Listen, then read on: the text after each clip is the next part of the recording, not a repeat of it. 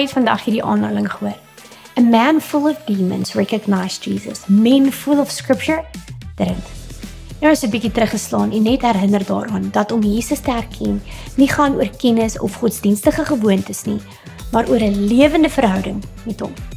In Markus 5 lees ons van die man in die grafte, besete deur baie duiwels. Niemand kon hom tem nie. Hy was verwerp en verlate en vasgevang in die duisternis. En tog, toe Jesus naderkom, het hy hom met eens herken. Nie net dat hy Jesus is nie, maar dat hy die allerhoogste God is. Hy het uitgeroep, wat het ek met u te doen, Jesus, seun van die allerhoogste God?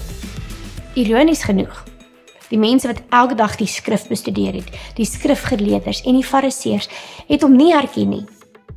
Hulle het die beloftes geken en die skrif geken, maar toe die vervulling self reg voor hulle staan, het hulle hom nie net nie herken nie, maar ons sommer heeltemal verwerp.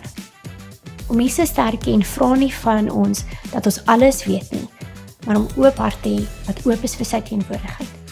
Dis die verskil tussen kennis oor hom en verhouding met hom. Wanneer ons harte stil maak, sy woord lees met 'n soekende gees en sy stem leerken, begin ons hom raak sien in die klein genade oomblikke, in die mense rondom ons. Ewe skielik begin ons sy skrif oral raak sien, sy stem oral hoor en beleef ons vrede soos nog nooit tevore nie. Vra jouself vandag, erken jy werklik Jesus?